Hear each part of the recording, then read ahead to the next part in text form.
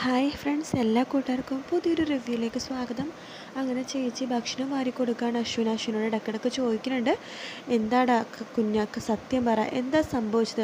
നീ എന്തിനാ ഇത്രയും വലിയ ആദ്യം മനസ്സിലിട്ട് ഇങ്ങനെ സൂക്ഷിച്ചുകൊണ്ടിരിക്കുന്നത്? മറ്റുള്ളത് പറഞ്ഞാൽ ഒരു സമാധാനമെങ്കിലും കിട്ടും. ചേച്ചിയെടുത്ത് പറയടാ എന്നിങ്ങനെ പറയുമ്പോൾ നമ്മുടെ അശ്വിൻ സത്യങ്ങളെല്ലാം പറയുന്നുണ്ട് കേട്ടോ. അതിനുശേഷം കാണിക്കുന്നത് ശ്രുതിനെയാണ്. ശ്രുതി പെട്ടെന്ന് ആ സമയത്തെക്കുറിച്ച് ആലോചിക്കുകയാണ്. അശ്വിൻ ഈ വളയങ്ങളൊക്കെ പൊട്ടിച്ചതും തന്നെ രക്ഷിക്കാൻ നോക്കിയതൊക്കെ ആലോചിച്ച് ശ്രുതി പെട്ടെന്ന് ചാടി എഴുന്നേക്കുക കേട്ടോ. അതിനുശേഷം ആൻറ്റി പറയുന്നുണ്ട്, ഈശ്വര, എൻ്റെ കുഞ്ഞിന് എന്ത് ദുരിതമാണ് നീ കൊടുക്കണത്, ഭാഗ്യത്തിന് എൻ്റെ മോൾക്കൊന്നും സംഭവിച്ചില്ല എന്നൊക്കെ പറയാണ്. കറക്റ്റ് സമയത്ത് അവളുള്ളത് കൊണ്ട് രക്ഷപ്പെട്ടു എന്നൊക്കെ ഇങ്ങനെ പറഞ്ഞുകൊണ്ടിരിക്കെ തന്നെ പെട്ടെന്ന് അടുക്കളയിൽ ഒരു ഒച്ച കേൾക്കുമ്പോൾ അവർ പോയി നോക്കുമ്പോൾ ശ്രുതി അവിടെ നിന്ന് എന്തൊക്കെ ഉണ്ടായിക്കൊണ്ടിരിക്കുക കേട്ടോ.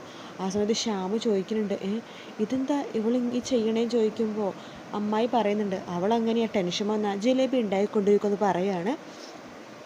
അതിനുശേഷം ചേച്ചി അശ്വിനോട് പറയുന്നുണ്ട്, കുഞ്ഞ, നിൻ്റെ മനസ്സെനിക്ക് നന്നായിട്ട് അറിയാം. നീ എന്തിനാണ് വിഷമങ്ങളും ദുഃഖങ്ങളും എല്ലാം മനസ്സിൽ ഒളിപ്പിച്ചിട്ട് പുറമേ ഇത്ര ക്രൂരനായിട്ട് അഭിനയിക്കണത്? ഇല്ല, ഇതെൻ്റെ അഭിനയമൊന്നുമല്ല, ഞാനിങ്ങനെ തന്നെയാണ് എന്ന് പറയുമ്പോൾ, എന്തിനാ കുഞ്ഞ, എനിക്കറിയാം പണ്ട് എനിക്ക് നിനക്ക് സംഭവിച്ച കാര്യങ്ങളൊക്കെ നീ ആലോചിച്ച് മനസ്സിൽ പക പോലെ കൊണ്ട് നടക്കുവാണെന്ന്. അതൊക്കെ കഴിഞ്ഞില്ലേ കുഞ്ഞ്, ഇപ്പം നമ്മൾ സുഖമായിട്ടൊക്കെ ജീവിക്കണത്, പിന്നെ എന്തിനാ നീ ഇങ്ങനെയൊക്കെ എന്ന് പറയുമ്പോഴേക്കും, ഇല്ല ചേച്ചി, എൻ്റെ ക്യാരക്ടർ എങ്ങനെയാണ്, എനിക്ക് എല്ലാവരോടും ദേഷ്യമാണ് എന്നൊക്കെ പറയുമ്പോഴേക്കും, കുഞ്ഞ്, എനിക്ക് നന്നായിട്ട് അറിയാം നിൻ്റെ മനസ്സിൽ ഇപ്പം എന്താണെന്ന്.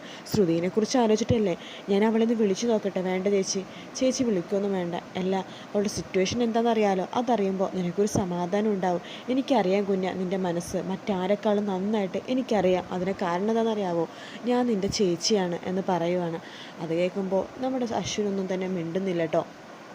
അശ്വിൻ കുറേ ചേച്ചി പറയാൻ ഇങ്ങനെ ചേച്ചീനോടൊന്ന് പറയുമ്പോൾ അശ്വിൻ പുറം തിരിഞ്ഞ് നിൽക്കുവാണ്. അതിനുശേഷം കാണിക്കുന്നത് നമ്മുടെ ശ്രുതിനെ ജിലേബി ഉണ്ടായിക്കൊണ്ടിരിക്കുന്ന സമയത്ത് ആൻറ്റി ചോദിക്കുന്നുണ്ട്, എന്തിനാ ശ്രുതി നീ എപ്പോഴും ഈ ജിലേബി ഉണ്ടായിക്കൊണ്ടിരിക്കുന്നത്? ആരുടെയൊക്കെ എന്ത് പരിപാടി ഉണ്ടായിട്ടാണ് നീ ഇപ്പം ഇത്രയും ജിലേബി ഉണ്ടായി കൂട്ടണത്? ശ്യാം ചോദിക്കുന്നുണ്ട്, എന്തിനാ ഇവൾ ഈ ജിലേബി ഉണ്ടാക്കണമെന്ന് ചോദിക്കുമ്പോൾ ചേച്ചി പറയുന്നുണ്ട്, അത് മുമ്പോട്ട് അവൾ അങ്ങനെ തന്നെയാണ്, അവൾക്ക് എന്ത് ടെൻഷനും കാര്യങ്ങളും വന്നാൽ അവൾ അപ്പം ജിലേബി ഉണ്ടാക്കി ആ ടെൻഷൻ കുറയ്ക്കും എന്നിങ്ങനെ പറയുന്ന സമയത്ത് ശ്രുതിയുടെ ഫോൺ ബെല്ലടിക്കുക കേട്ടോ. അത് കേട്ട് ചേച്ചി അങ്ങോട്ട് പോകുന്നുണ്ട്. ചേച്ചി ശ്രുതിയുടെ ഫോൺ അറ്റൻഡ് ചെയ്യുവാണ്. അപ്പോൾ അറ്റൻഡ് ചെയ്യുമ്പോഴേക്കും ഹലോ എന്നിങ്ങനെ ചോദിക്കുവാണ്. ആ സമയത്ത് ശ്രുതി എടുത്ത് ആൻറ്റി പറയുന്നുണ്ട്, എടി ശ്രുതി, മതി, എത്ര നേരമായി നീ ചെയ്യണതെന്ന് ചോദിക്കുമ്പോൾ, ജിലേബി കഴിക്കണമുണ്ട് ശ്രുതി, ഉണ്ടാക്കണമുണ്ട്. ആ സമയത്ത് ചേച്ചി എടുത്ത്, ഹലോ, ഇത് ഞാനാണ്, ആര്, എനിക്ക് മനസ്സിലായില്ല എന്ന് ശ്രുതിയുടെ ചേച്ചി പറയുമ്പോൾ, അത് ശ്രുതി വരയ്ക്കണ കമ്പനിയില്ലേ, അവിടുത്തെ അശ്വിൻ്റെ ചേച്ചിയാണ്. ഓ, ഇതേ ഞാൻ ശ്രുതിയല്ല, ശ്രുതിയുടെ ചേച്ചിയാണ്. നിങ്ങളെന്തിനാ ഇപ്പോൾ വിളിച്ചത്?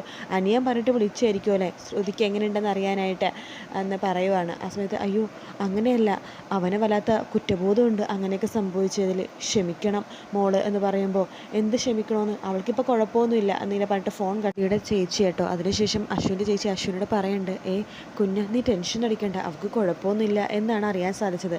അവളുടെ ചേച്ചിയാണ് ഫോൺ എടുത്തത്, കുറച്ച് ദേഷ്യത്തിലാണെന്ന് തോന്നുന്നു, ഫോൺ കട്ട് ചെയ്തു എന്ന് പറയുവാണ്. ആ സമയത്ത് അശ്വിൻ ഒന്നും തന്നെ മിണ്ടുന്നില്ല. പക്ഷെ അശ്വിന് വല്ലാത്തൊരു സമാധാനം പോലെ ഫീൽ ചെയ്യുക കേട്ടോ. അതിനുശേഷം ശ്യാം ഇങ്ങനെ നോക്കിക്കൊണ്ടിരിക്കുന്ന സമയത്ത് ശ്രുതി ഇങ്ങനെ ജിലേബി ഉണ്ടായിക്കൊണ്ടിരിക്കുക. ആൻറ്റി വഴക്ക് പറഞ്ഞു തോന്നുന്നു, ശ്രുതി മൈൻഡ് ചെയ്യണേയില്ല. എടി ശ്രുതി, നിർത്തടി എന്ന് പറയുവാണ്. ആ സമയത്ത് നമ്മുടെ ശ്രുതിയുടെ ചേച്ചി എന്നൊരു പറയുന്നുണ്ട്, അവരാ വിളിച്ചത്, അശ്വിൻ്റെ ചേച്ചി. എന്തിനാ അവർ വിളിച്ചതെന്ന് ചോദിക്കുമ്പോഴേക്കും, അവൾക്ക് എങ്ങനെയുണ്ടെന്ന് അറിയാൻ വേണ്ടി വിളിച്ചതാണ്. അതെ, പിന്നെ പ്രീതി, അമ്മയുടെ അച്ഛനടുത്തും ഈ കാര്യങ്ങളൊന്നും പറയണ്ടേ കേട്ടോ. പിന്നെ അതുപോലെ തന്നെ അവളോടും പറയേണ്ട, ശ്രുതി എടുത്ത് അയാളാണ് അവളിവിടെ കൊണ്ടുവന്ന കാര്യമൊന്നും എന്ന് പറയുകയാണ്. അതിനുശേഷം ശ്യാം നേരെ അടുക്കളയിൽ പോകുമ്പോൾ ശ്രുതി ആരെ മൈൻഡ് ചെയ്യാണ്ട് ജിലേബി ഉണ്ടായിക്കൊണ്ടിരിക്കുക കേട്ടോ. ആ സമയത്ത് ആൻറ്റി വഴക്ക് പറയണത് ഒന്നും ശ്രുതി കേൾക്കുന്നില്ല. ആരുടെടുത്തുള്ള ദേഷ്യം തീർക്കാൻ വേണ്ടി ഇങ്ങനെ ഉണ്ടായിക്കൊണ്ടിരിക്കുകയാണ്. എടി ശ്രുതി, മതി, നിർത്ത് എന്നൊക്കെ പറയുമ്പോൾ ശ്രുതി ഉണ്ടായിക്കൊണ്ടിരിക്കേണ്ട സമയത്ത് ശ്യാം പറയുന്നുണ്ട്, ശ്രുതി, താൻ എന്തിനാടോ ഇങ്ങനെ ജിലേബി ഉണ്ടായിക്കൊണ്ടിരിക്കുന്നത്? ഈ ജിലേബി ഉണ്ടാക്കുമ്പോൾ എന്ത് സുഖമാണ് തനിക്ക് കിട്ടണത്? ഈ കെട്ടിപ്പിടന്ന് കിടക്കുന്ന ജിലേബിക്ക് എന്ത് ഇതാണുള്ളത്?